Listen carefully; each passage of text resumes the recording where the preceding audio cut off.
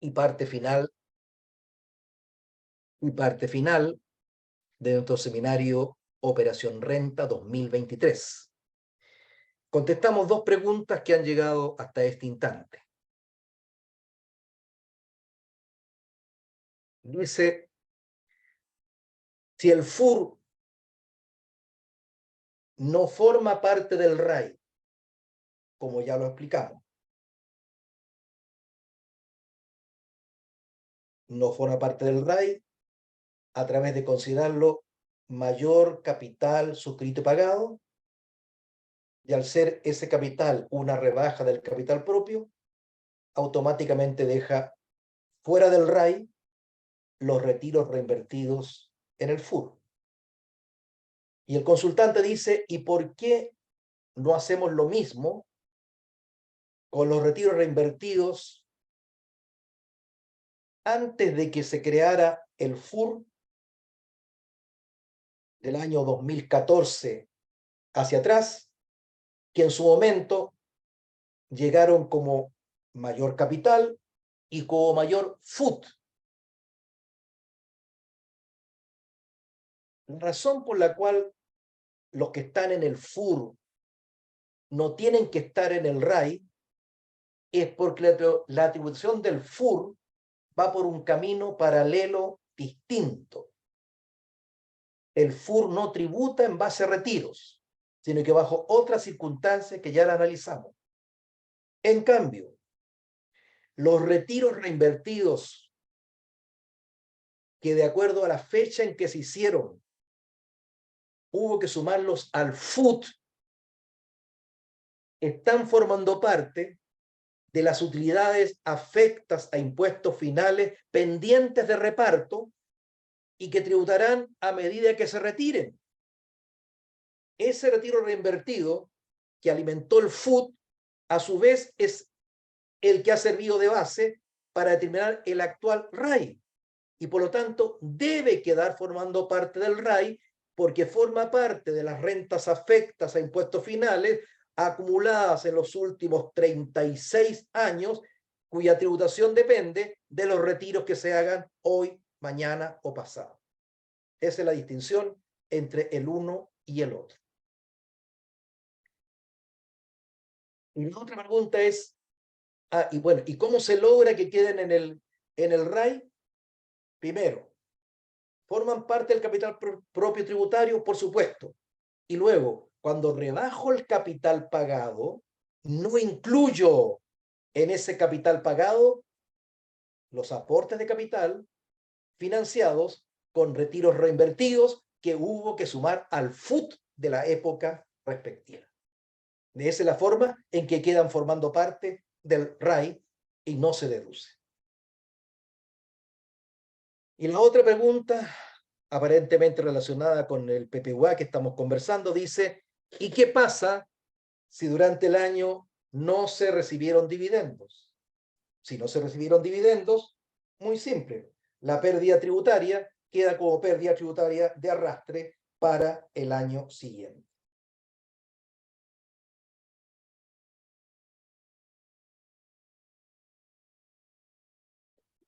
Listo. Continuamos entonces. Determinación de las rentas afectas acumuladas a diciembre del 22.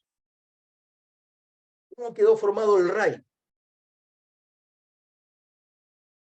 Por un dividendo y retiro no absorbido por pérdida de 88.886.463. Acuérdese usted que en los datos iniciales no había saldo de RAI del año anterior. El único saldo que había era de un ISFUT. Por lo tanto, el RAI de este año tiene que estar formado solo por el movimiento de ahora porque no había saldo de arrastre. Más el PPUA por cobrar, 48.9, subtotal 137.871.149, menos gastos rechazados y pagados del 21 segundo, 18 millones, y menos la pérdida tributaria de arrastre que quedó para el próximo año.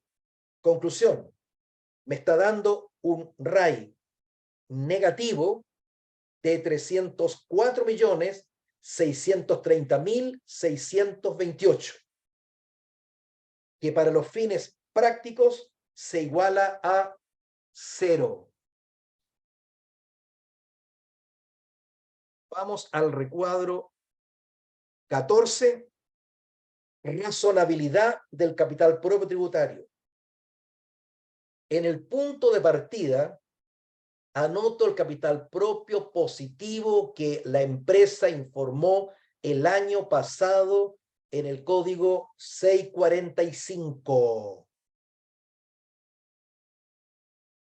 Porque el capital propio inicial es positivo, lo reajusto en un 13,3.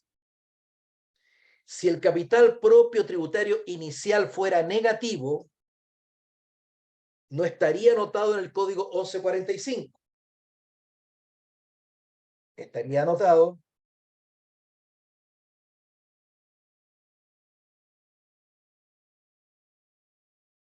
recuadro 14, estaría anotado en el código 1146. Y si el capital propio es negativo, no se reajusta en el 13,3 en el código 1177. Ese reajuste del código 1177, que resultó 13,3 el año pasado, es solo sobre el capital propio positivo y no de un eventual negativo informado en el 1146. Téngase presente. Enseguida, menos pérdida tributaria del ejercicio, 454.501.777, más retiros o dividendos percibidos, 402, menos utilidad percibida imputada a la pérdida, es decir, retiros y dividendos que resultaron absorbidos por la pérdida, 233, 113, 537, menos dividendos repartidos, no enredarse con dividendos recibidos y ahora dividendos que la empresa repartió, 228, menos gastos rechazados, 18, y más el PPUA por cobrar, 48, 984, 686. Resultado, capital propio tributario negativo, código 646, no 645, 381, 931, 428. Con ese mismo capital propio negativo, lo tomo como punto de partida para determinar mi nuevo RAI. Y digo, capital propio tributario negativo, 381, 931, 428, más retiros o dividendos repartidos en el año reajustado 228, menos saldo positivo de REX a diciembre del 22, vamos a ver de a dónde salió, porque no había saldo inicial. Entonces, esa parte queda en suspenso. Usted no debería tener escrito ningún número. Tiene que ir a mirar el SAC, perdón, ir a mirar el REX. Vamos a mirarlo. Vamos a convencernos. Ahí está.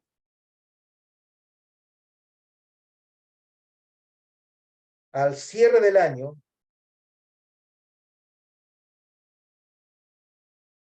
tenemos un saldo inicial de 29.9 más 80 millones, total 109, 911, 200. Ahí está. Menos lo que no es tributable. ¿Por qué lo rebajamos? porque andamos buscando las rentas afectas.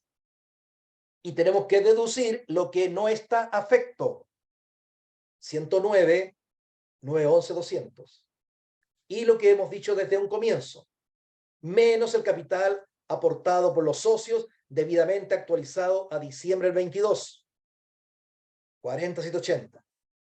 Y ahí es donde se genera aritméticamente una cifra negativa de 304, 630, 628, que tratándose de RAI se iguala a 0. El RAI o es positivo o es 0. Nunca negativo el RAI.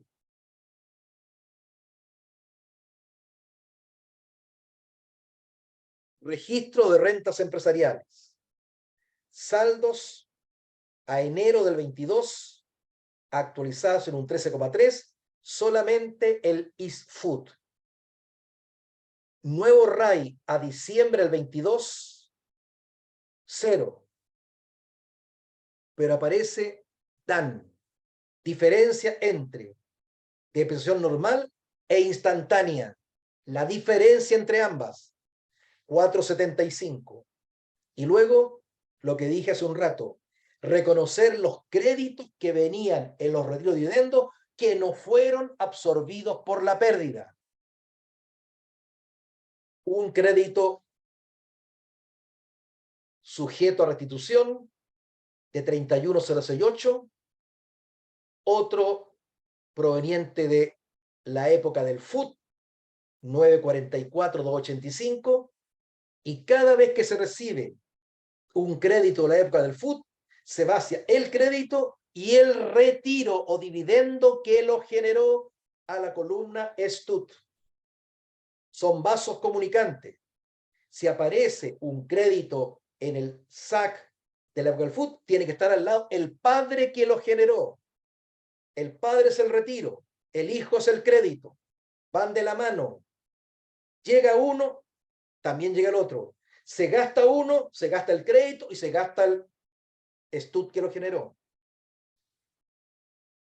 Enseguida, llegó un retiro imputado al ISFUT de la emisora. Se suma al que yo ya tenía, 80. Y luego, tengo 109, 911, 200.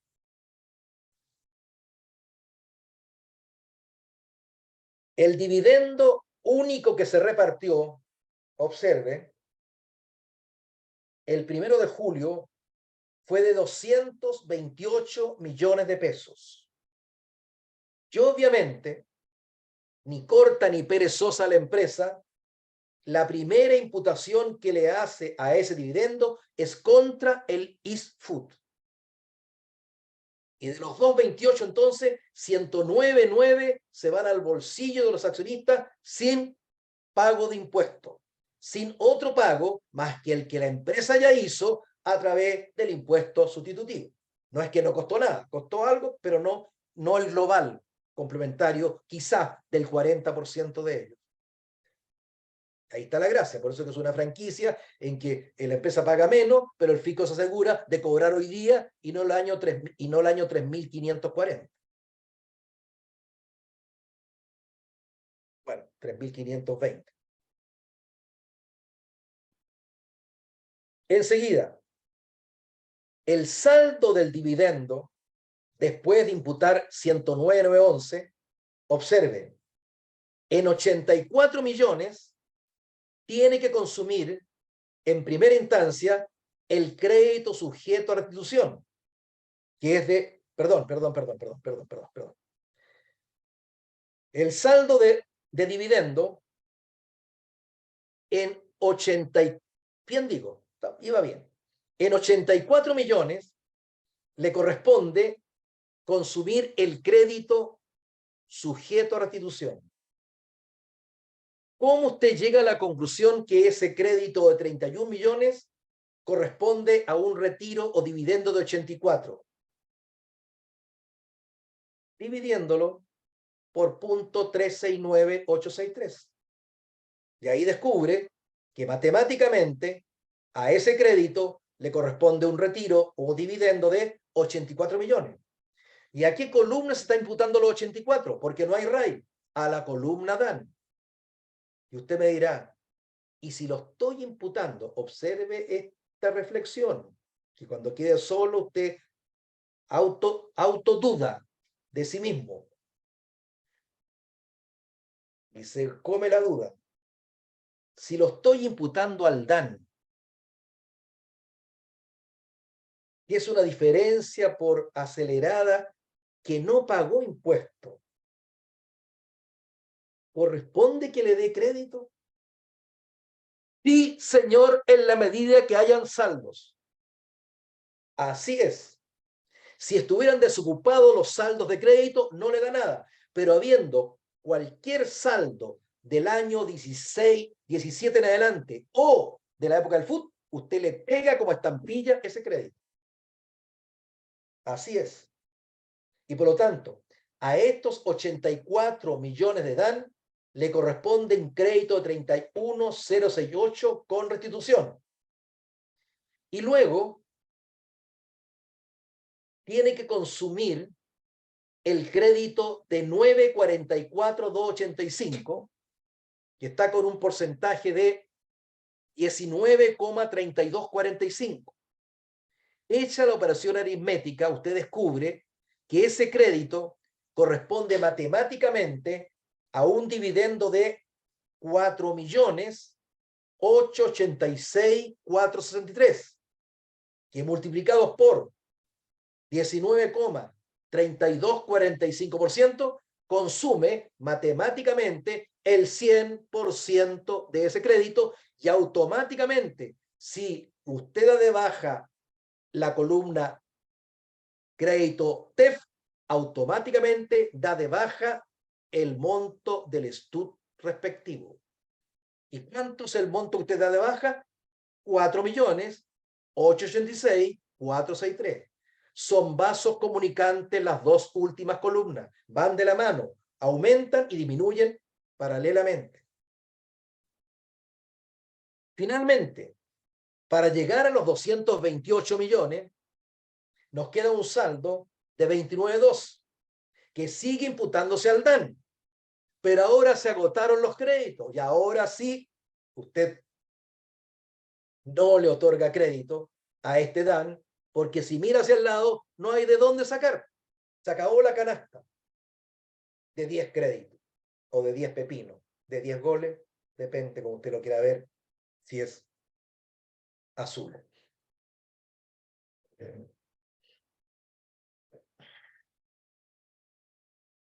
Y finalmente, usted debe dar de baja el crédito asociado a los gastos rechazados que quedaron formando parte de la base imponible. 18 millones por 0.369863, y a todo evento, haya o no saldo, se debe imputar a la columna sujeto a restitución, y eso origina un saldo negativo de ese crédito para el año siguiente. ¿Y qué efecto tiene ese saldo negativo de crédito? Que cuando el próximo año llegue un nuevo crédito positivo, automáticamente se ve disminuido, se ve absorbido por estos 6,5 palos de valor negativo del año anterior. Es el rol que cumple este saldo negativo en el ejercicio siguiente o subsiguiente. Y nos quedamos con un saldo de DAN de 3,56, ningún crédito a favor, y por el contrario, un saldo negativo de 6,600,000.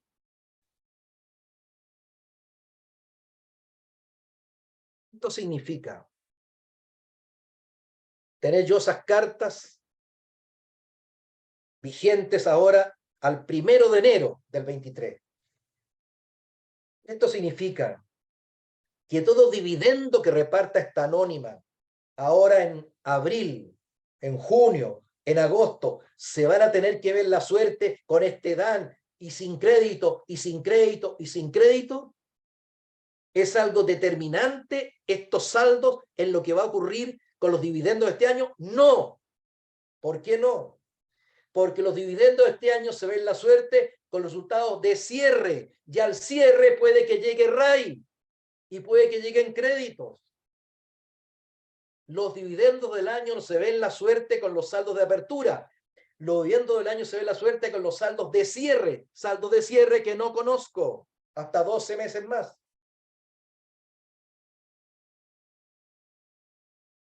Si usted hizo su carrera universitaria en otra época, hace 6 o 7 años, era distinto. Por eso tiene que reciclarse todos los años. Hace 4 o 5 años atrás, los dividendos se imputaban a los saldos iniciales, Eso cambió hace ya varios años que se imputan a los saldos de cierre, no a los de apertura. No todo lo que usted aprendió en tributaria, en su carrera de comercial o universitaria, está vigente.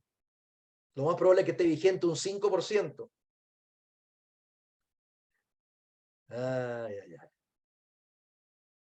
Recuerde que en 7 años hemos pasado por 3 sistemas tributarios distintos. Así que revise 6 nomás para que trabaje con 2.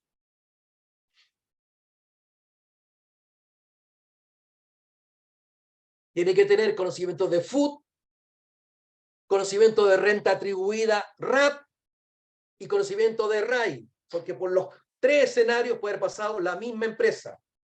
FUT, RAP y RAI. Parece un COA tributario. Si se le pone música, parece un reggaetón.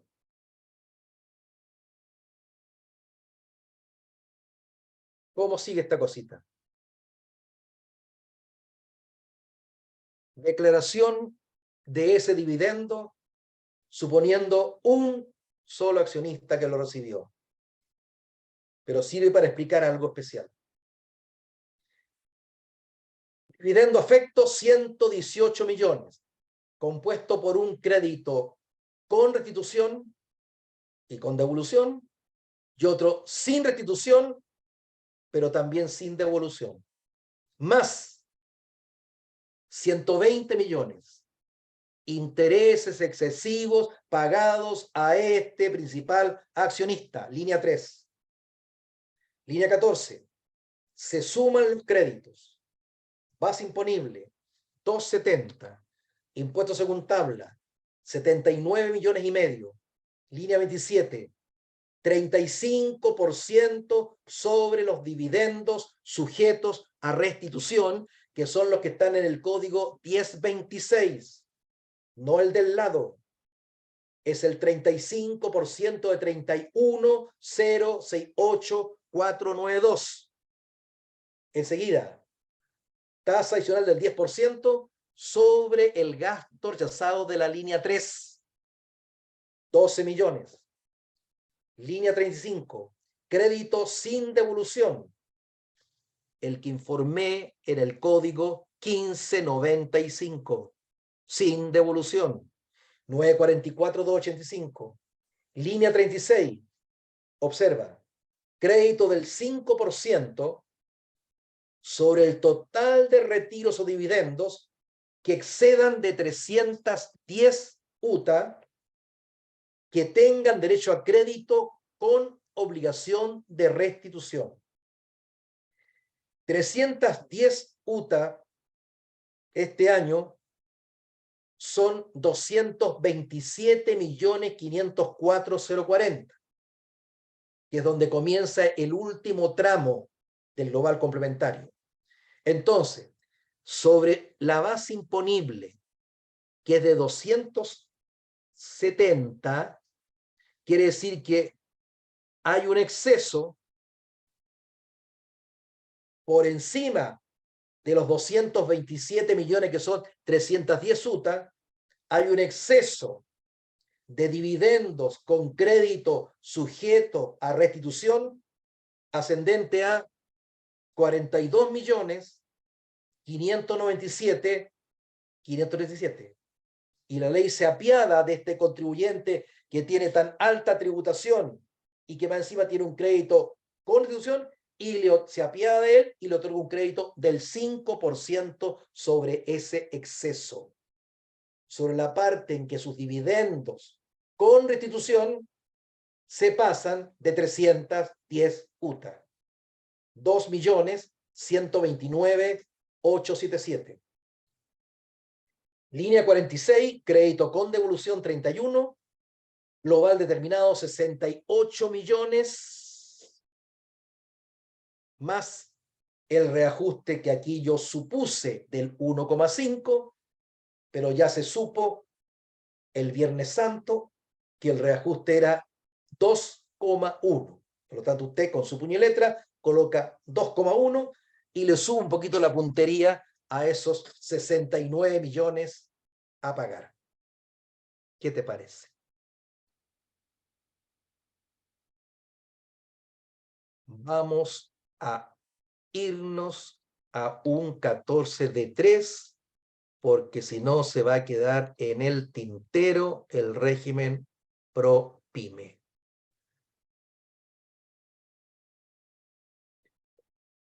Pero usted queda todo este otro material para que siga trabajando con el 14A en distintas alternativas. Ningún ejercicio es igual al otro, cada uno tiene un afán distinto.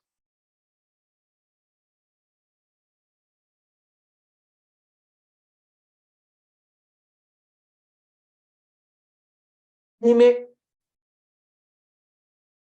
recogida al 14, letra D, número 3, se acogió el 1 de enero del año 20.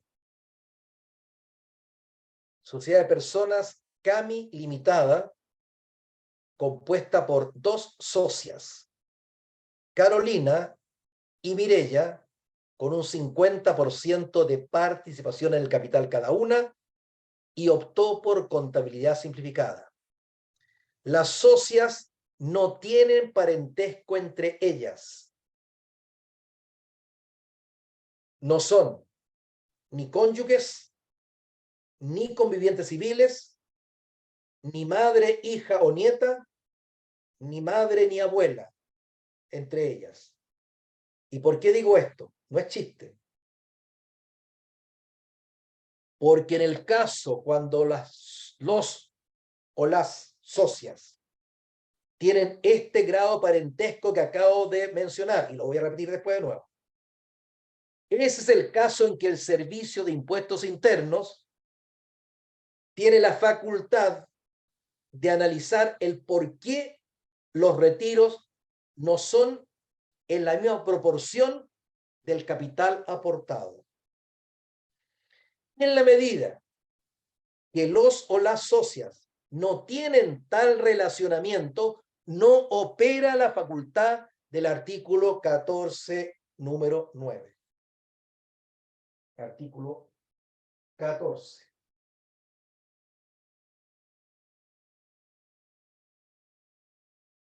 Así que lo primero, antes de que usted entre a hacer ese análisis y tratar de calcular y determinar retiros desproporcionados,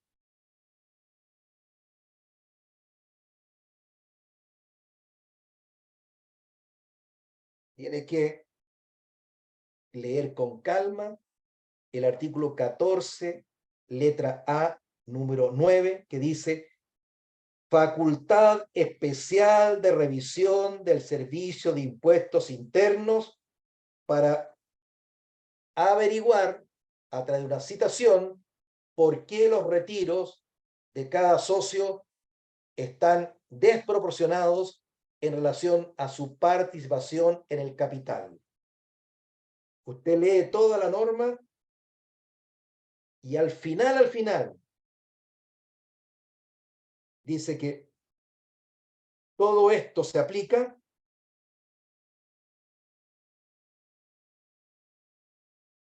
siempre que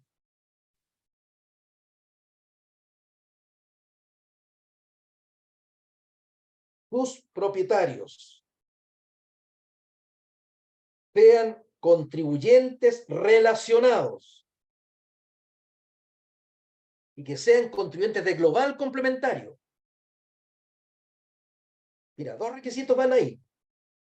que los socios sean contribuyentes de global y que estén relacionados entre ellos. Y en el último párrafo, se entenderán relacionados. Aquí viene, y esto desarma todo lo aparentemente amplio con que parte la norma.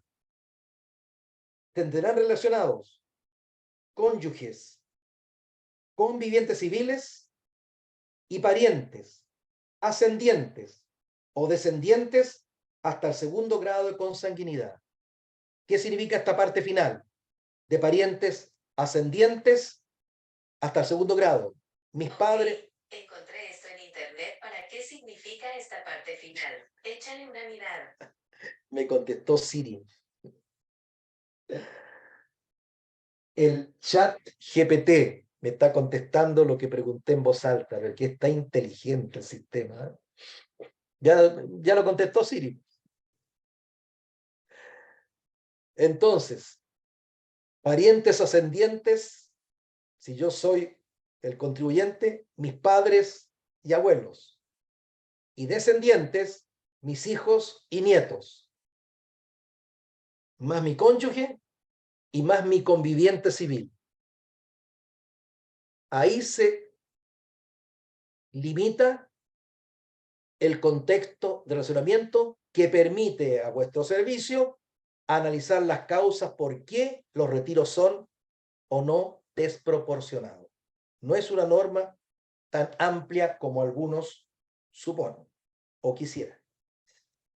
Y por eso es importante, aunque haya que meterse en la vida privada, preguntarle, ¿ustedes son parientes? ¿Ustedes son cónyuges? ¿Ustedes son convivientes? Ya. Capital efectivamente aportado a la empresa. Y cuando hablo de conviviente, hablo de los convivientes civiles que han pasado por el régimen del registro civil, que han formalizado su convivencia a través de la norma que existe en el registro civil. No la polola. Capital efectivamente aportado a la empresa, actualizado solo hasta diciembre, actualizado por IPC, solo hasta diciembre del 19. Por eso está destacado con negrita. No para que usted me diga, uy, aquí hay un pequeño lapso, pero no importa, hay tantas otras cosas buenas que le he dejado pasar alguna. Yo ya sé que he actualizado hasta el 22. En el D3, actualizado por IPC hasta diciembre del 19. Ese valor podría cambiar por nuevos aportes, pero no por reajuste de IPC. Por nuevos aportes puede aumentar o por disminuciones puede disminuir, pero no por efecto de corrección monetaria. Ya. Seguida. Capital propio tributario simplificado, informado el año pasado en el recuadro 19, código 1545. 202.048.000. Impuesto a la renta pagado el año pasado, histórico. Primera categoría 9 y pagó un impuesto único del 40%. Conclusión. También las empresas PYME del D3 pueden quedar afectas al artículo 21 del inciso primero. Sí, señor. Puede. Se incurren en las mismas causales conversadas anteriormente. En otras palabras, la aceptación de gastos en una pyme de 3 no pasa por encima de los requisitos del artículo 31. Y según eso habrán gastos aceptados y habrá gastos rechazados. Y dentro de los rechazados habrá que ver cuáles reúnen o no los requisitos del 21, inciso tercero, inciso primero, para que paguen el 40%. En cambio, si esta fuera una pyme 14D8 y no se enrede con las pymes 8,3, no da lo mismo. Las pymes transparentes de 8 no corre el impuesto único al 40. Entonces, ¿se aceptan todos los gastos? No, igual, hay gasto aceptado y gasto rechazado. Y el rechazado se agrega ¿qué? A la base imponible. ¿A cuál base imponible? A la que va a dar a los globales complementarios. Porque en la PYME T8 no hay primera categoría. La base que usted determina, base de gasto aceptado o rechazado, termina en el global complementario de los socios o accionistas de ella. Y por lo tanto, ese gasto rechazado termina pagando el global normal, no un 40%, ni tampoco un global con un recargo del 10%. No es igual una gota de agua a otra gota de agua. Saldo de su registro de renta empresariales a diciembre del 21. Trae un RAI de 180,768. Un REX INR de 10,080,000. Un saldo acumulado hasta diciembre del 16, época del FUT, de 9,5. Un FUT que lo provocó de 52. Y una tasa TEF de 18,2692 que resulta de dividir el crédito por el FUT. 9,5 por 52. Y un saldo de crédito generado desde el año 17 en adelante, sin restitución, porque es 14D3 de 45, 732,820. Las socias retiraron en junio Carolina 36,8 y en diciembre Mirella 44,850. La empresa PYME hizo PPM por 1.456.000 y un reajuste de los PPM supuesto de 72.800 pesos, que más rato forma parte de los ingresos brutos de una PYME, el reajuste de los PPM. 72.008. Durante el año, la PYME recibió dividendos en marzo, julio, octubre y noviembre por un total de 35 millones. El de marzo traía crédito con restitución, el de julio traía crédito sin, el de octubre traía crédito sin restitución y el de noviembre es un ingreso no renta que viene informado como ISFUT de la emisora. Ya. En el 14D3, al igual que en el 14A, todos los retiros o dividendos percibidos no forman parte de la base imponible de primera categoría de la PYME 14D3, tal como lo hemos hecho en los anteriores ejercicios del 14A. No forman parte de la base imponible. Sin embargo, esos dividendos o retiros que vengan informados como afectos sí quedan formando parte del RAI. No pagan primera, pero quedan formando parte de las rentas afectas a impuestos finales y por lo tanto todo retiro con cargo a ellos sí va a pagar el global, pero sin que haya mediado una primera categoría a nivel de empresa receptora, porque se asume que la primera categoría ya fue cumplida a nivel de empresa emisora de los dividendos o retiros. Por si usted más rato usted está cansado y no está poniendo tanta atención más rato. Si esta fuera 14D8, todos los retiros, todos los dividendos, más su crédito que traigan, forma parte de la base imponible de un D8. El ISFUT. Cuando hagamos un D8, nos vamos a basar deliberadamente en estos mismos datos. Y lo aquí era con menos, más rato va a ser más y más. Van a ser los 35 millones más la canasta de créditos que hay al lado. integrante de la base imponible de un D8. En el D8 no corren las exentas, no corren los no renta. Ese es el precio del D8, entre otros.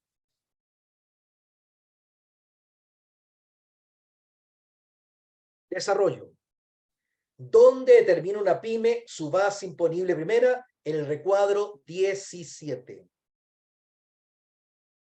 Código 1400. Ingresos percibidos por ventas netas de IVA, 336 millones. Ojo, no se consideran en este código los ingresos percibidos en el año 22 que correspondan a ingresos devengados en el 21, es decir, a facturas emitidas en el 21, pero cobradas en el 22. Esas facturas emitidas en años anteriores, pero cuyo pago se verificó en el 22, van en el código siguiente, en el 18.7, porque si no, no cuadra el 1400 con el registro electrónico de compras y ventas que sirve de base para este asuntito. Y vamos creando inconsistencias. Bueno, el énfasis fundamental es cuando mi audiencia es de los contadores privados. Usted simplemente recibe esta información y usted la audita. Ya viene cocinada bien o mal, confeccionada bien o mal, perdón. Intereses y ajustes percibidos, 1402, 5 millones. Ingresos percibidos o devengados con empresas relacionadas acogida al 14A. Cuando una pyme está relacionada con una 14A, los ingresos que provengan de la otra se reconocen por lo devengado, rompiendo la regla de solo lo percibido, también lo devengado si la operación de venta fue entre una pyme y una empresa relacionada con ella, que es 14A, y van al código 1587, todo desglosado. Así es este régimen desimplificado. Otros ingresos percibidos o devengados: el reajuste de los ppm y un ingreso neto por la venta de un activo fijo que la empresa realizó. 4.072.800.000. Entonces, no vaya a meter el ingreso por venta activo fijo en el código 1400, porque es ingresos del giro y estos son otros ingresos fuera del giro. Código 1405. Sumar el crédito que la empresa va a cobrar por la compra de un activo fijo nuevo de 40 millones que compró en diciembre y utilizó o va a utilizar contra su primera categoría un crédito del 6% sobre 40. Entonces, como la factura con la que compró ese bien es por 40 millones y más rato va a aparecer en los egresos por 40, pero el fisco le está regalando 2.4 millones, en este código con signo más se suma el crédito y en otro código se resta la factura completa. Y el diferencial es lo que en realidad le costó al empresario. 40 menos 2.4 millones. Total de ingresos anuales, 379.082.800. Egresos. Gasto. Mira, voy a citar hasta los códigos que están aquí con 000, porque no aplican en este ejercicio, en este ejemplo, pero usted tiene que conocer para qué están ahí. Código 1406. Gasto por saldo inicial de existencias e insumos del negocio en cambio de régimen pagados. Aquí es donde se carga a pérdida todo el inventario de existencias a diciembre del año anterior a aquel en el cual me cambié al régimen 14 de 3. Como esta empresa se metió el año 20, ya usó esta deducción en ese comercial 20, tributario 21, y no lo va a repetir ahora. Entonces, ¿quién podría ahora estar anotándolo ahí? Una empresa que se cambió el 1 de enero del 22 a este régimen y que estaba en otro régimen distinto al de 3. Esa es la que toma todos los inventarios y los lleva a pérdida de un paraguaso, como dice mi socio Hugo. Y lo mismo se hace con todo el activo fijo depreciable. Todo el valor neto del libro del activo fijo depreciable a diciembre del año anterior a aquel en el cual me cambio al de 3, todo se va a pérdida en el 1407. Y luego, en el cambio régimen, si en el régimen anterior estaba con pérdida de arrastre, toda la pérdida se va a deducir en este código 1408. Esos 3 primeros códigos se llenan cuando una D3 está en el primer año del D3, viniendo de otro régimen distinto. 1409. Existencias e insumos del negocio pagados en el año 30. Código 1818. Existencias, insumos y servicios adeudados en años anteriores y pagados en este. Ojo, aquí son, en este código 1818, facturas recibidas el año anterior y que recién las pagué ahora. No pueden ir. No pueden ir mezcladas en el código 1409. Por lo tanto, el 1409 son facturas del año recibidas y pagadas en el año. Por separado, en el 18, facturas pagadas este año, pero que las había recibido en él o en los años anteriores. Menos remuneraciones pagadas, 50. Honorarios pagados, 36. Adquisición de bienes del activo fijo pagados, 40. Arriendos pagados, 32. Intereses y reajustes pagados por préstamos, 10.007.000. Partidas del artículo 21, inciso primero y tercero pagadas. Gastos sin documentación fehaciente que permita acreditar la naturaleza y efectividad del desembolso, 35 millones. Partidas del artículo 21 no afectas al 40, corresponde en este caso al pago del impuesto a la renta del AT22. Y también podrían estar ahí desembolsos a terceros no relacionados, acreditados fehacientemente, pero que no reúnen requisitos para su obtención como gasto. Se graban con impuesto primera, pero no quedan afectos al 40, por ejemplo, donaciones a terceros relacionados, a terceros no relacionados, pero que no reúnen requisitos para aceptarse como gasto. Y también podrían estar en este código intereses penales, reajustes y multas pagado al fisco o municipalidad. De todo eso, en nuestro caso había un solo ejemplo. La primera categoría pagada el año anterior. O egresos pagados o adeudados por operaciones con empresas relacionadas del 14A, 0. Total de egresos anuales, 262.500.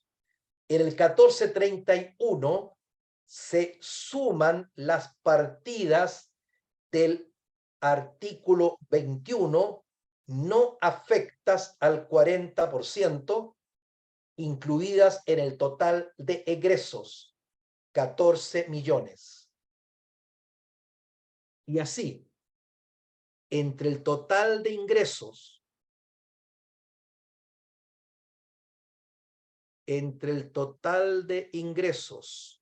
del código 1410, no se pierde aquí, mire, usted tiene que meter a la calculadora el código 1410 y restarle el código 1430. Total de ingresos menos total de egresos más 14 millones. Base imponible final o casi final 130.582.800. ¿Y por qué digo casi final? Porque esta empresa opta por acogerse al incentivo al ahorro. ¿Es que las otras empresas que tratamos antes no tenían derecho? ¿O es que el ejemplo versaba sobre otra materia? Versaba sobre otra materia. Porque este incentivo al ahorro es para toda empresa del 14A o del D3 siempre que sus ingresos brutos no se pasen de 100.000 UF. Entonces, esta empresa lo usa. ¿De qué manera? Toma la base imponible recién determinada de 130.582.800 y le resta todos los retiros anuales históricos y todos los gastos del artículo 21 segundo históricos. Todo lo que fue egreso. Y se queda con una renta imponible que quedó invertida en la empresa de 34.932.800. ¿Y cuál es el incentivo al ahorro? Una rebaja del 50% de ese monto. Por lo tanto, a los 130 millones que están arriba, le restamos 17.466.400 y ahora sí, la base definitiva es 113.116.400.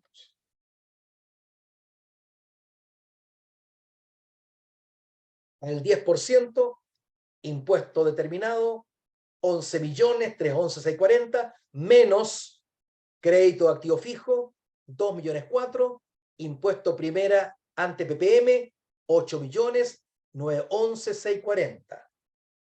Lo traspasamos al formulario 22 de la sociedad CAMI, línea 52, base imponible, 113.116.400, menos crédito de activo fijo, 2.004.000, impuesto determinado según tasa, 8.911.640.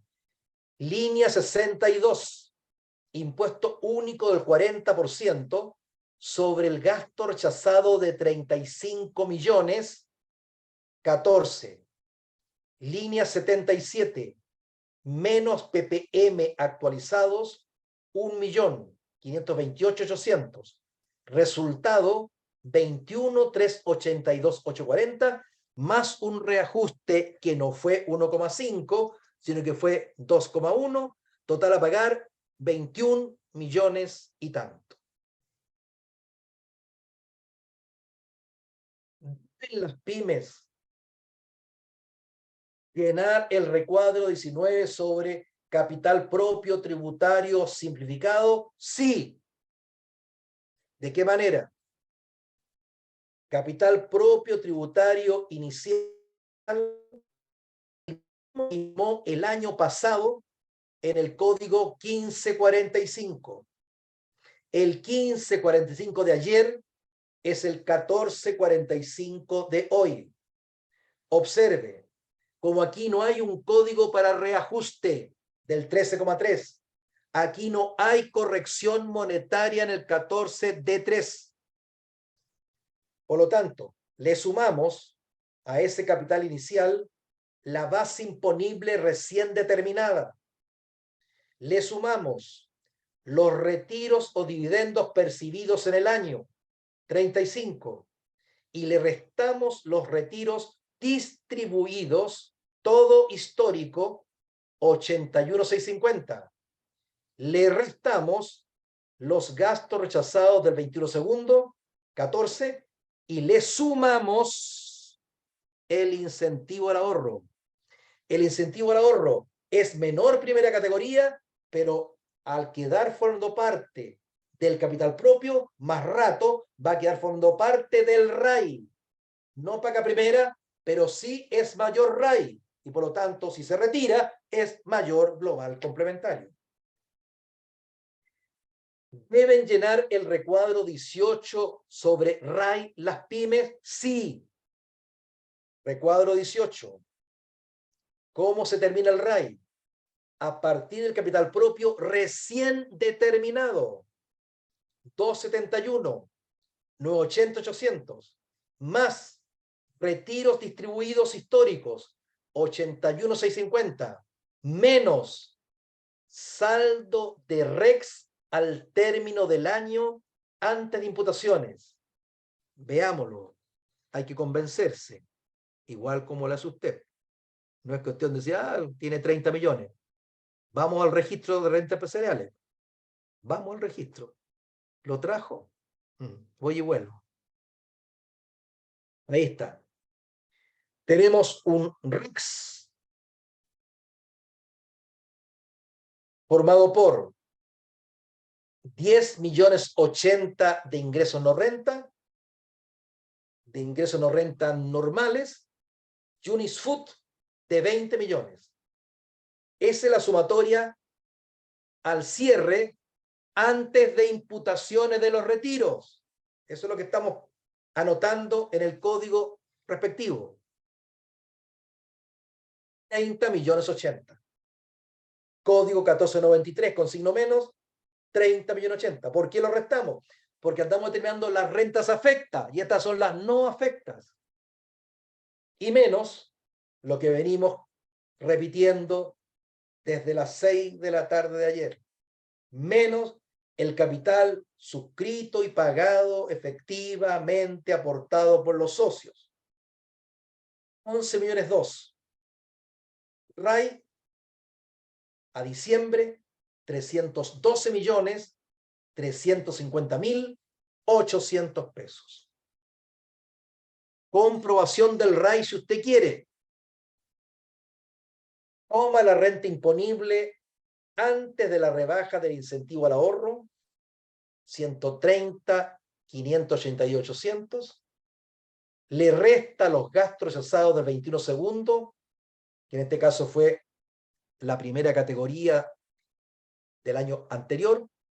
Le suma los dividendos afectos percibidos y le suma el RAI proveniente del año anterior, todo histórico porque es 14 de 3.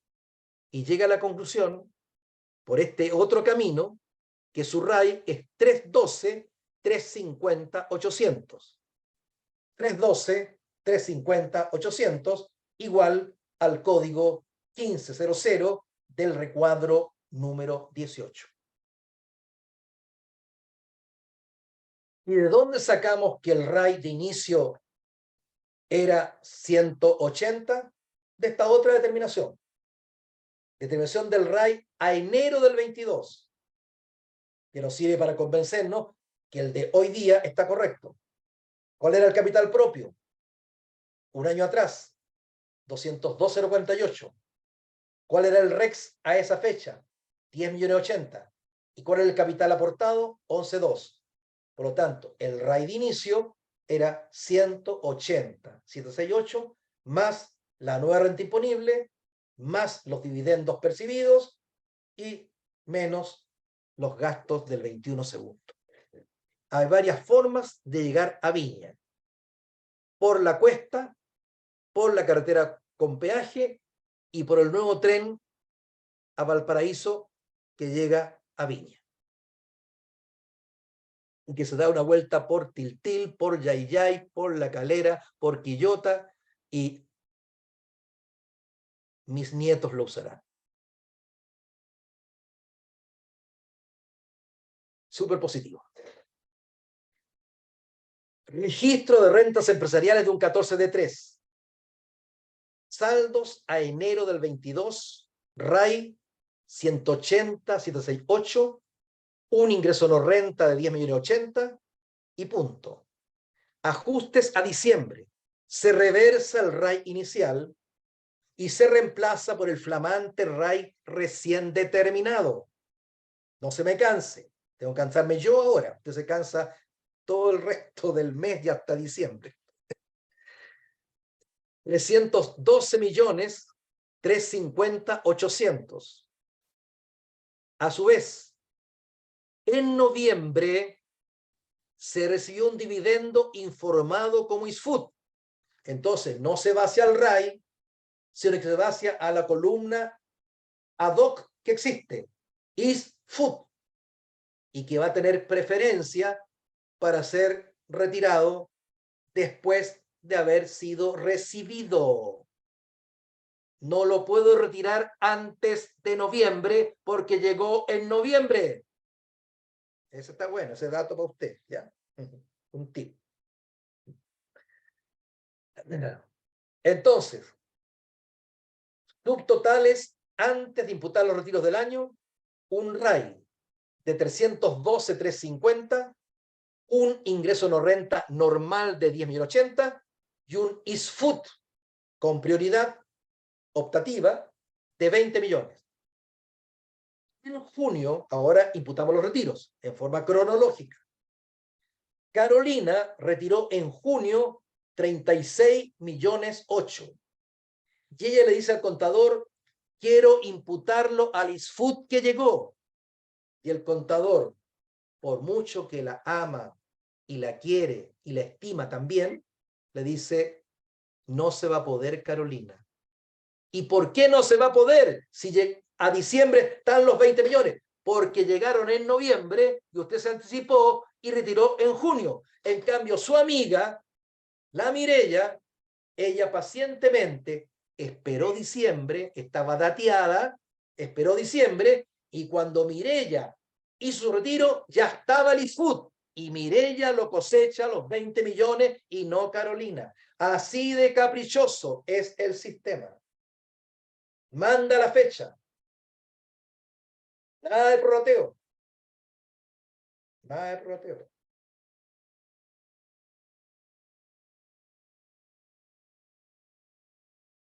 ¿En qué caso pudo haber prorrateo? Si el día 30 de junio, el mismo día, Carolina y Mireya hacen el retiro. Entonces, no, perdón, nada que ver. Acabo de decir una tontera. Que en diciembre, no en junio, en diciembre, el mismo día, ambos retiran. Ahí podría haberse efectuado un prorrateo si hubiesen querido.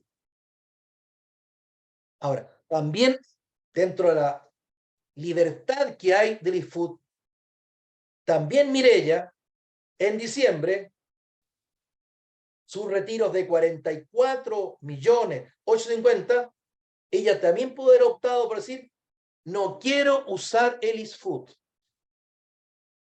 Se lo quiero dejar a Carolina para el mes de enero del próximo año. O se lo quiero dejar a mis nietos cuando hereden la empresa. Así de vocal, así de libre, así de discrecional es el uso pronto, el uso dilatado o el uso indefinido para dejarlo a los herederos del ISFUT. Todas las alternativas son posibles. Entonces, a Carolina no le queda más que comerse el RAI, y a Mireya se come el ISFUT y se come en 24.850.000 el RAI. ¿Cómo quedan los créditos? Habían saldos iniciales. Estamos en un 14 de 3, recuerde, por eso que los factores ahora no son 0,369. El factor, mientras la tasa sea 10, es 0,111,111. Y no se equivoque, son 6 decimales, no 5 ni 7. 45,7 millones y un crédito de la época del FUT de 9,5, originado por un FUT de 52. ¿De dónde sale la tasa TEF? De dividir 9,5 por 52. Tasa TEF, 18,1372. Ajustes a diciembre. Llegó un nuevo crédito por mi RLI de primera. 11,311,640.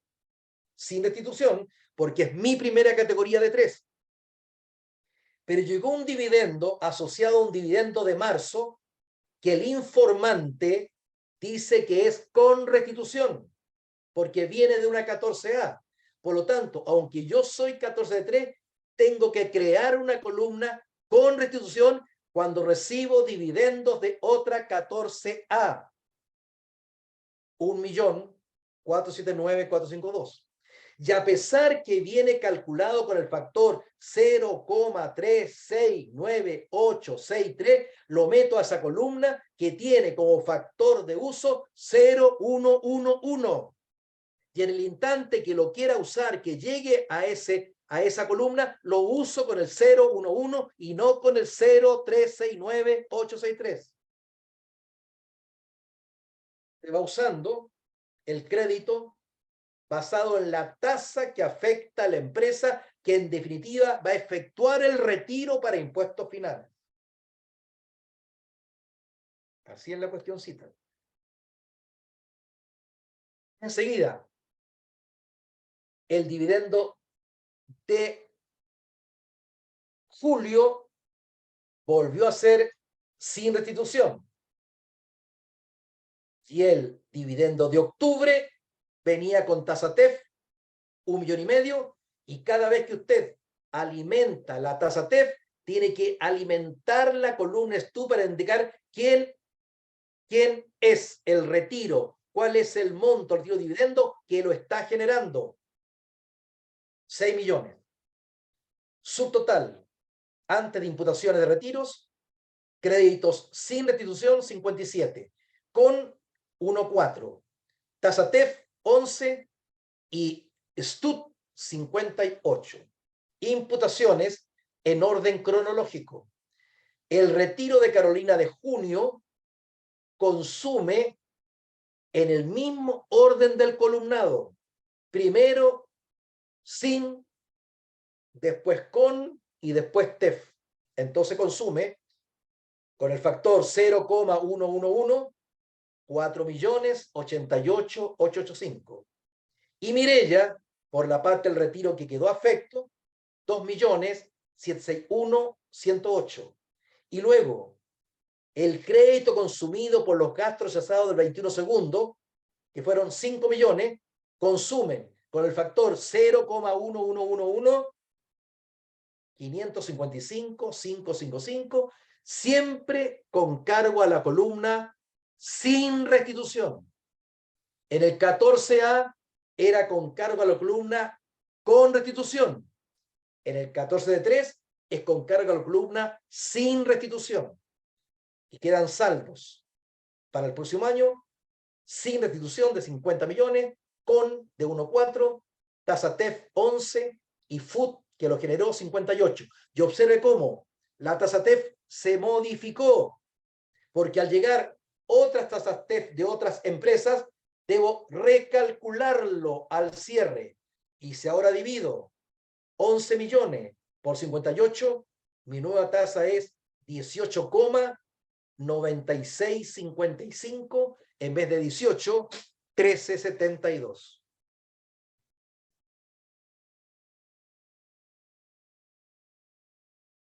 El resto era el global complementario de ellas, pero vamos al 14 de 8 para alcanzar a hablar algo del régimen transparente.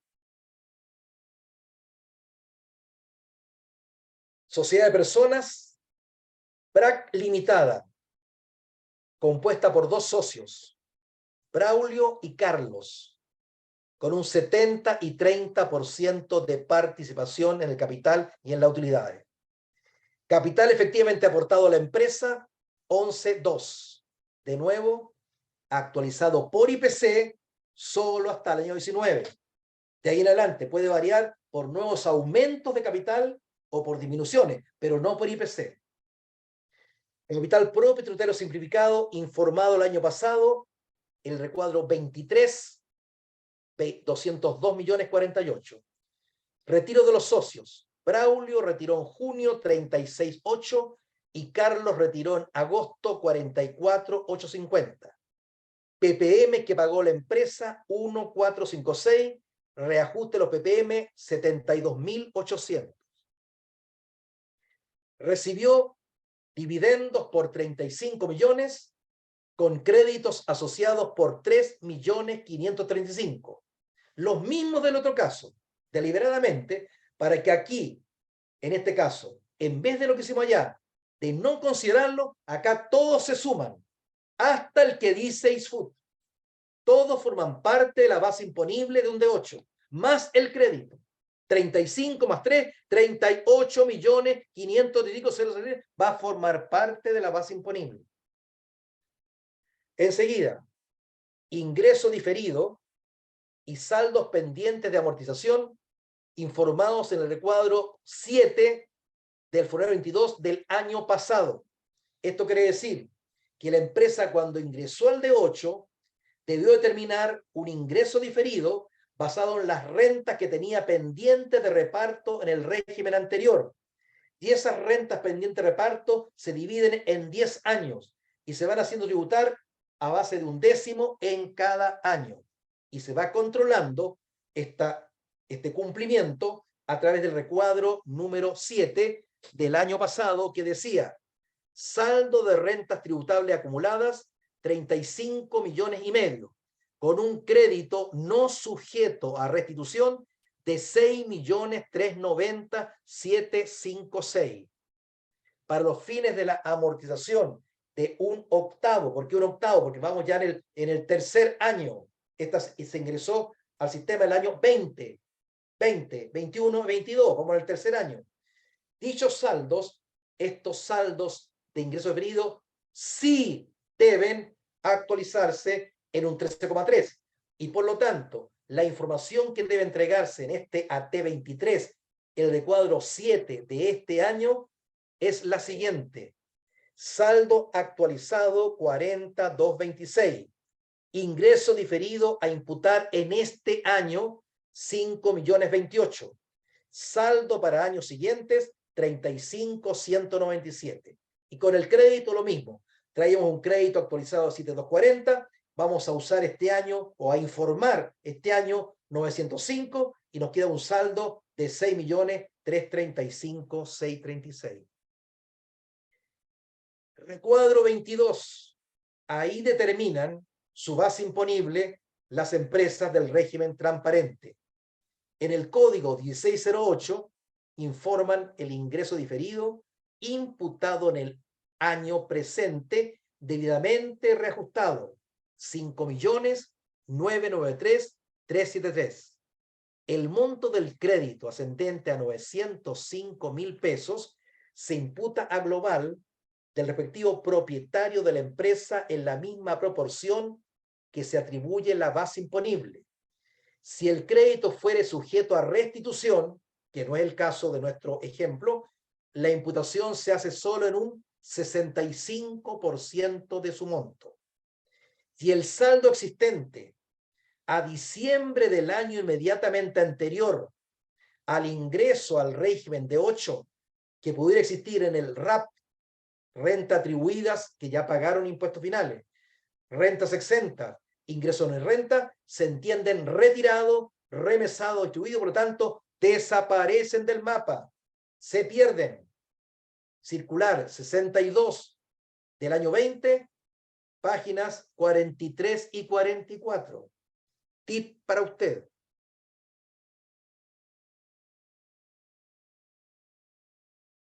Situación de los gastos rechazados del artículo 21. Las pymes acogidas al D8 deben respetar las normas sobre gastos del artículo 31. Sin embargo, al no serles aplicable la norma del artículo 21, los gastos rechazados quedan formando parte de la base imponible anual bajo el método de atribución para declararla solo en global complementario o adicional. Las pymes acogida al D8 deben considerar en su base imponible anual todos los ingresos percibidos sin atender a su origen o fuente, o si se trata o no de ingresos no renta o de rentas exentas. Circular 62 del año 20, página 47. Deben llenar el recuadro 22, sí, para su base imponible, recuadro 22. Ingresos percibidos, 336.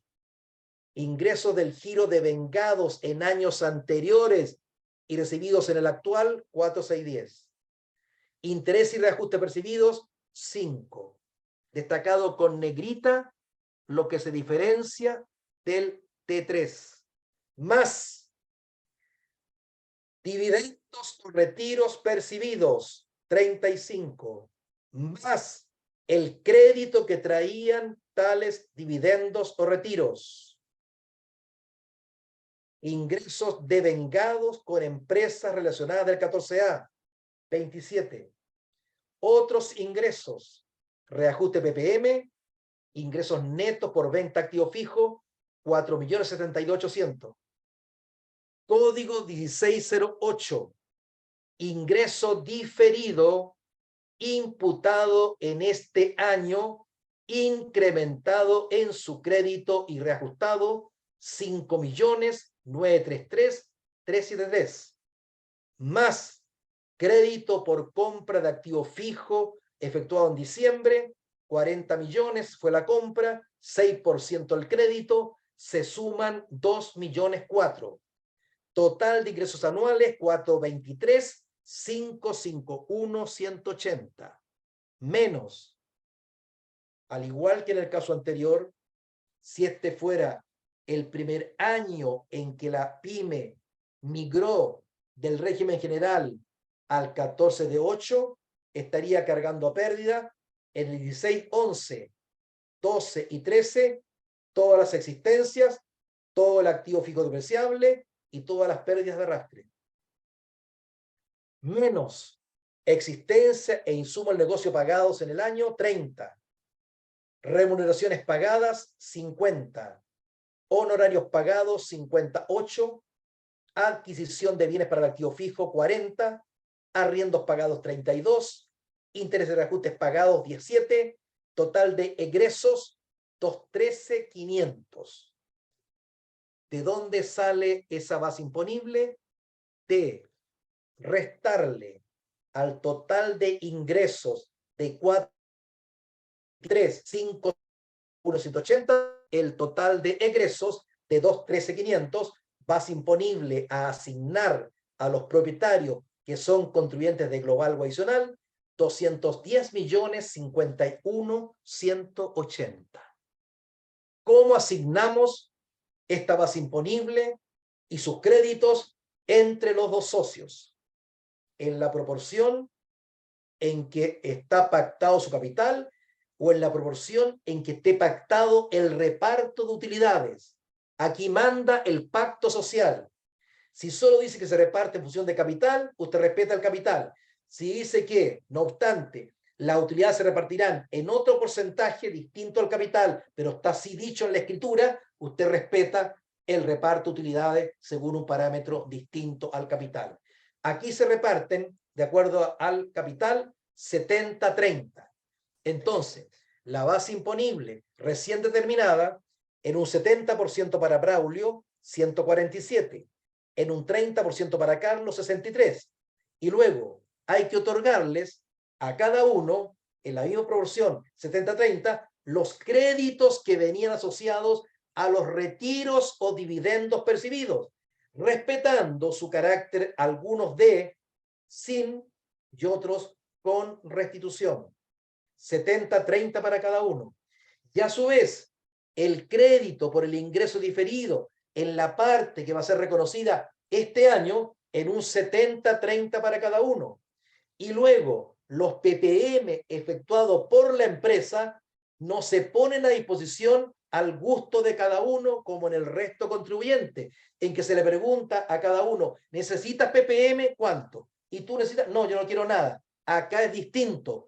Los PPM, como no son para primera categoría, sino que son directamente para el global de los socios, se reparten en el mismo porcentaje en que se reparte la base imponible anual. En este caso, 70-30 para cada uno. Con esos datos, se emite el certificado 69 para cada socio. Socio Braulio, tu base imponible 147.035.826 y 2 columnas para datos meramente informativos. ¿Cuánto es el ingreso diferido que está formando parte de esa base imponible este año? 4.153.361. ¿Y cuántos fueron tus retiros o dividendos? 36.8. ¿Tiene consecuencia tributaria el monto de los retiros a nivel de global? No, porque no se tributa por retiro. Es un dato informativo, por último, un dato de fiscalización, un dato que usted lo podrá usar para otros fines, pero no para agregarlos a la línea 1 ni a la línea 2. Enseguida, crédito primera para Braulio, sin restitución 1.400.000, con 1.35. Crédito por ingreso diferido 6.33. Crédito por compra activo fijo 1.680. Observe, el crédito por activo fijo también se reparte 70-30 para cada uno. Y los PPM 1.070.000, 160. Y con ese certificado, veamos, mira, recuadro 23, pymes del 14D8, dice, capital propio tributario simplificado, y observa la letra destacada con negrita, obligatorio solo para pymes D8 cuyos ingresos brutos anuales sean superiores a 50.000 UF, incluyendo ingresos brutos de empresas relacionadas. Si la empresa no está obligada, no lo llene. Si está obligada, lo llena. ¿Y para qué sirve? Para que tu alcalde te cobre, entre otras cosas, la patente municipal. Veamos el global de Braulio basado en el certificado que acabamos de confeccionarle. ¿Dónde declara la base imponible? Ni la 1, ni la 2, ni la 3, ni la 4, ni la 5. Línea 6. Base imponible 147.035.826. Con un crédito con restitución de 1.035.000 y uno sin de 1.004.000. Observe cómo los créditos no constituyen un agregado en la línea 14, porque ya vienen formando parte de los 147. No se los sume en la línea 14, por favor. No es una omisión. Están dentro de los 147 ya. Base imponible, 147. Impuesto según tabla, 34. Línea 27. Restituirle al fisco un 35% del código 1598. 362.466. Línea 38. Menos.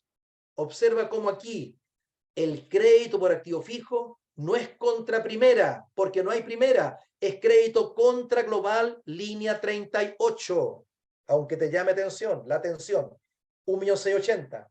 Línea 42, crédito por ingreso diferido informado, 633.564. Atención a esta línea. Este crédito no puede ser superior a la tasa efectiva de global aplicada sobre el ingreso diferido que integra la base imponible declarada en la línea 6. ¿Cómo se calcula la tasa efectiva? Dividiendo impuesto por base. El resultado, con 2 decimales, 23,36 multiplicado por el ingreso diferido informado en la columna 2 del certificado 69. ¿Cuánto resultado nos da? Nos dice que este crédito deducible puede ser de hasta 970,225. Y como es de 633, hay luz verde para poner los 633.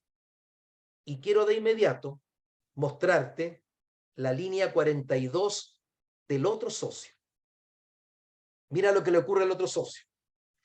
Lo de arriba es igual con sus montos. Base imponible, impuesto según tabla, débito fiscal, crédito activo fijo. Línea 42. Crédito por ingreso diferido informado 271,527. Y no lo está rebajando. ¿Por qué? Porque el tope máximo le marca lo siguiente. Tasa efectiva de global, 10,03 por el ingreso diferido informado en la columna 2 del certificado, 1.780. Tope del crédito, 178,535. Y solo puede rebajar eso. Y la diferencia de 92,992 la debe registrar para usarla el próximo año el recuadro 5 del formulario 22. Y así llega a la línea 46 con el crédito de primera categoría de 1.060.000, un global determinado de 4,5 millones, menos PPMs 458, resultado a pagar 455, más un reajuste que no es 1,5, que es 2,1, y le pierde el cariño a 4 millones y tanto. Y luego debe llenar tanto el otro socio como este el recuadro 5.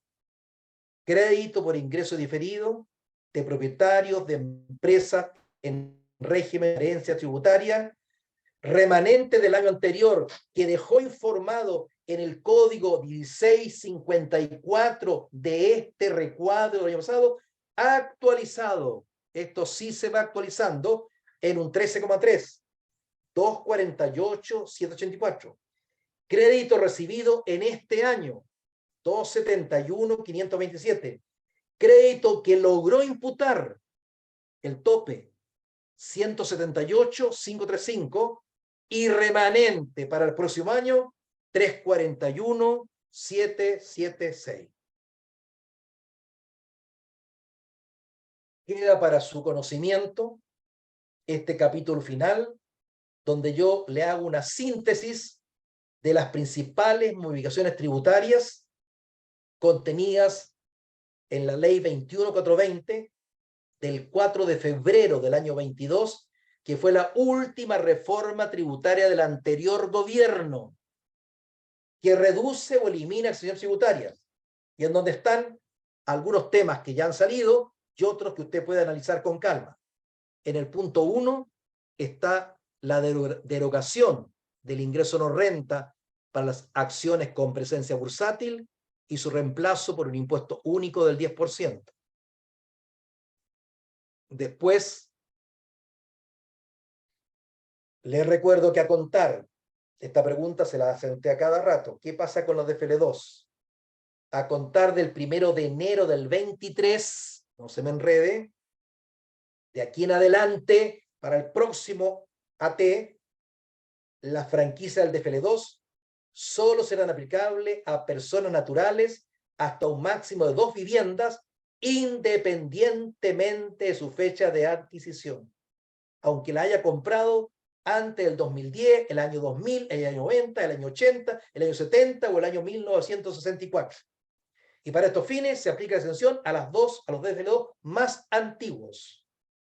Otra cosa que rige contar de enero del 23 en adelante, se elimina el crédito del 33 bis por compra activo fijo para empresas que tengan ingresos superiores a 100.000 UF. La nueva norma que iba a haber para los contratos de leasing a contar del año 23 que iba a ser según tratamiento financiero, fue derogada el 15 de febrero de este año. Por lo tanto, no alcanzó a entrar en vigencia y sigue el tratamiento tributario del leasing como si fuera un vulgar contrato de arriendo. Luego, el hecho grabado del IVA servicios, que se divorcia del requisito de que los servicios estén en el 23 o 4 de la ley de la renta, y como norma general, todo servicio queda grabado, menos los que están expresamente exentos, y que ahí yo se los enumero. Los seguros de vida quedan afectos a impuestos de herencia por contratos de seguro de vida contratados a contar del 4 de febrero del 22. Se aumenta la sobretasa de impuesto territorial del 0,275 al 0,425 cuando la deuda fiscal exceda de 1.510 UTA a contar del año 23. Y nuevo impuesto a los bienes de lujo, que ahora sí se gira por tesorería en este mes de abril, impuesto a beneficio fiscal con tasa de un 2% sobre el valor corriente en plaza de automóviles, station wagons y similares de avalúo superior a 45,5 millones, yates de precio igual o superior a 89,5 millones, helicópteros y aviones de peso superior a 160 kilos y de precio igual o superior a 89,5 millones. No se afectan con este impuesto los bienes de propiedad de empresas clasificadas en los números 1, 3, 4 y 5, artículo 20, efectivamente destinados al desarrollo de su actividad, ni tampoco estos bienes de propiedad del fisco o de las municipalidades. El impuesto se devenga anualmente el 1 de enero, considerando los bienes de propiedad del contribuyente a diciembre del año anterior, y se paga durante el mes de abril, ahora. Por lo tanto, en abril del 23 se pagará por primera vez respecto a los bienes de propiedad del contribuyente que tenía a diciembre del 22. No es de declaración anual, no está en ninguna línea del F22. Es un impuesto que se gira, al igual como se gira el impuesto territorial. Más información, si usted quedó sorprendido con esto y está analizando a algún amigo que tiene estos vehículos, circular 57 de 26 de diciembre del 22, y sobre todo, para el tema del valor corriente en plaza, resolución 124 y 125 de 26 de diciembre del 2022. Paola, te cedo el micrófono si quieres despedirte. No, agradecerles a todos, ahí que estoy como media rara ahí como en las sombras, ahí. Agradecerles a todos por haber participado, por estar estos 2 días con nosotros. Agradecerle al profesor toda su disposición, su atención.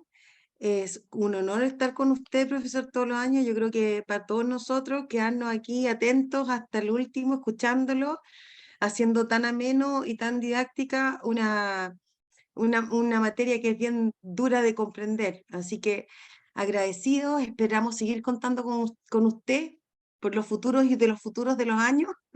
Afiche espera seguir contando con usted. Así que muchísimas gracias y un abrazo a todos los socios que han venido a participar de la actividad, y los esperamos en todas las próximas actividades que tenemos. Mañana, desde ya, les contamos que mañana se lanza el concurso que llama Fiscalizadores Tributarios, y así que tenemos ahí una buena noticia porque son 89 nuevas contrataciones de fiscalizadores tributarios para este año, y que deberían ir ahí a apoyar, incluido uno para la unidad de Porvenir.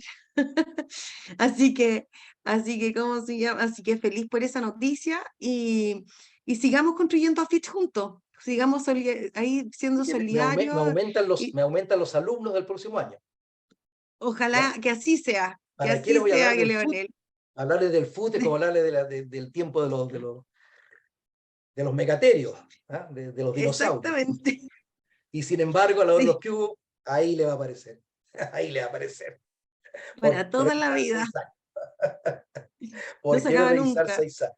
Bueno, amigos míos, así los considero, aunque no los conozca personalmente, pero perteneciendo al Servicio de Impuestos Internos, sé que son profesionales calificados, estudiosos. Vuestra presencia aquí está demostrando que así es. Todos los años ustedes se dan el tiempo para escuchar estas explicaciones, y agradecimiento por seguir considerando que este relator es confiable en cuanto a lo que él expone, y por lo tanto yo a su vez me hago muy responsable de esa confianza que usted deposita en esta persona. Y efectivamente le pido al Supremo Hacedor que me siga dando la salud y la mente adecuada para poder seguir atendiéndolos durante todo el tiempo que sea útil, que sea necesario y que usted así lo desee.